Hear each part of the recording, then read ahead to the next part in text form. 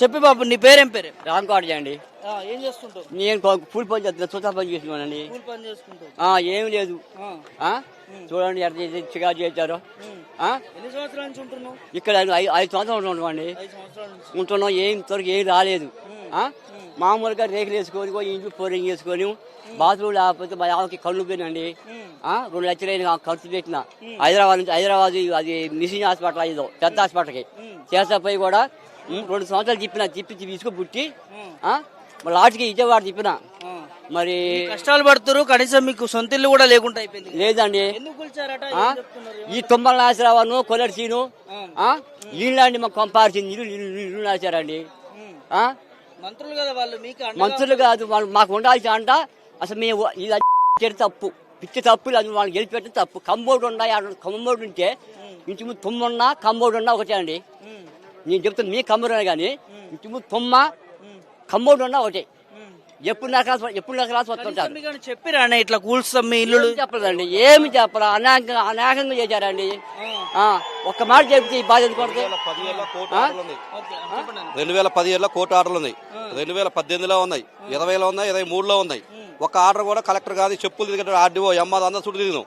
ఒక్కడు కూడా పట్టించుకోవాలి. గత 7-10 సంవత్సరాల నుంచి పట్టించుకోకుండా ఏదో ఆర్డర్ వచ్చింది కూల్ చేయని చెప్పేసి దెబ్బ వచ్చి కూల్చి ఆర్డర్ అయితే పట్టించుకోదు. కానీ పేదలు ఉంటారని ఆర్డర్ పట్టించుకోవాలి.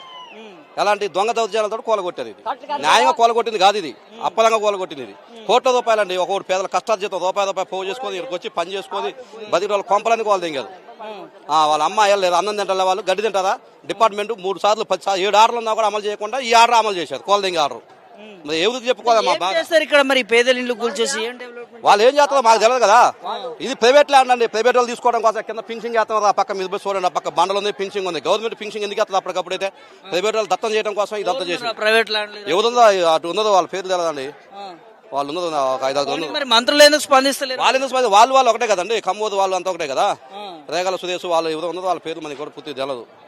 వాళ్ళు ఉన్నది కాబట్టి వాళ్ళంతా ఒకటే అండి. మా కమ్మల విశ్వాసం ఉండదండి అసలు. కోడి కన్నా కళాశాల ఉంటుంది కానీ కళాశాల పాపాత్ర చూడండి. నిలువు నాల్చారు. మాకు తింటా పోగోలేదు. ఇక 3 రోజు నుంచి సపోజ్ చేస్తాను. సుతార్ పని పోతే పడితే 700, 700 మందుకు ఒక 100 పోతాయి. ఇంట్లో ఖర్చు, ఇంట్లో పిల్లలు. మా అమ్మకి కళ్ళు పోయినండి.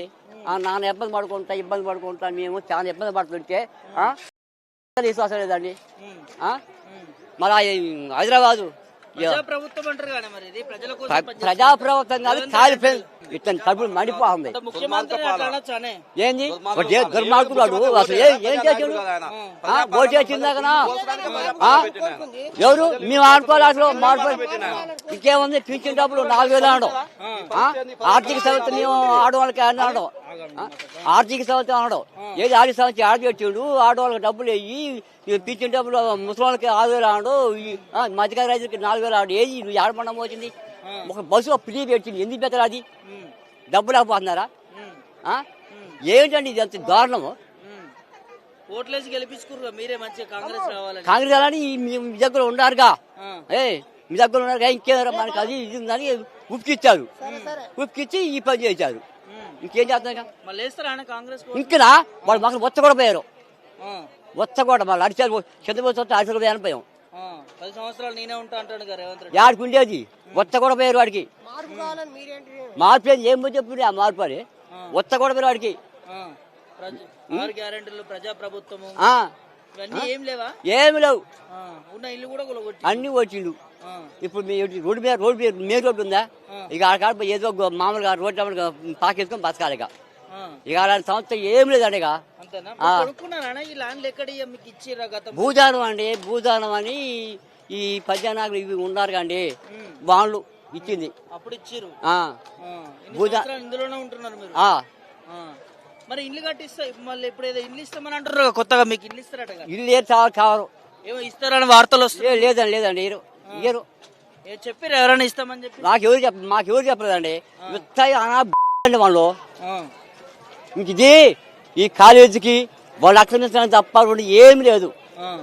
ఎవరున్నారు దీని వెనకాల? మరి ఇంకెవరున్నారు? వెనకమాల ఎవరున్నారు? ఈ తుమ్మల నాగరావు, పొగ్గుల సీను, దామరెడ్డి, ఈ 3 ఉన్నారు. వీళ్ళే ఇదంతా ఉండి పేదల పొట్ట కొడుతురా? వీళ్ళే ఈ ముగ్గురే చేపట్టే ఈ కాడికి వచ్చింది. ఆ, ఇది దాంట్లో మంచిదని దీన్ని ఏదో నియమానాలకి ట్రాన్స్ఫర్ చేయాలట. ఉమ్, వాడటానికి చాలా మన మనకి వాడటానికి అడిగారు. ఆ, ఈ శుభ్రం చేసి ఇక వచ్చే నియమానాలు ఇక్కడ వాడాలా. ఆ. అది చేస్తున్నారట. అంటే పెద్ద ప్లాన్ వేసారు దీని మీద. ప్లాన్ మరి మామూలు కాదు ఇది. ఆ. మరి ఎట్లా మరి ఇంత మందిని రోడ్డున పడేస్తే మరి పరిస్థితి ఏంది? చేసేదేముంది మన కర్మగా ఆనగట్టమాట. ఆ, ఇక అంతే చేసి ఏమి లేదు. ఇక ఆ. ఇట్లా అనుకున్నారా కాంగ్రెస్ వస్తే ఇట్లా చేస్తారు అని? మేమే అండి, మేము పక్కా సిపిఐ మాది. ఆ, మీరైతే ఎలా సంవత్సరాలు కూడా కొత్త కూడా ఆ. మాకు ఆ పార్టీ తప్ప మీ కాంగ్రెస్ కాదు. చేయరు. మీ అసలు ఏం అసలు ఏం చెప్తావు? ఏం కావాలి మీకు? న్యాయం కావాలంటే ఏం చేయమంటారు ప్రభుత్వాన్ని? న్యాయం కావాలంటే మాకు భూమి కావాలండి. ఆ, ఇది ఎరస్థలం కావాలి, మాకు కావాలా. ఆ, దాని తప్ప మాకు ఏది లేదు. ఇక చూడండి, నీళ్ళు లేక నాన్న ఎప్పుడు పడుకుంటా పైపులు వేసుకొని బోర్లు వేసుకుంటే బోర్లు కూడా ఆపారు, వేసే బోర్లు కూడా ఆపారు ఉమ్, వద్దని. ఉమ్, ఉమ్, సేయ గారు కూడా అన్నారు ఏ బాకండి కట్టలు ఈ ఎంఆర్ ఆర్ఐ కూడా వచ్చి కూడా వద్దని ఆపారు. ఉమ్, ఆ? ఉమ్. ఇక్కడ కొక్కిరేను గాడి కూర్చుంటే దాన్ని ఆపి జైలు ఇది చేశారు. ఇంకేం చేస్తామని మనం. ఓకే. ఆ?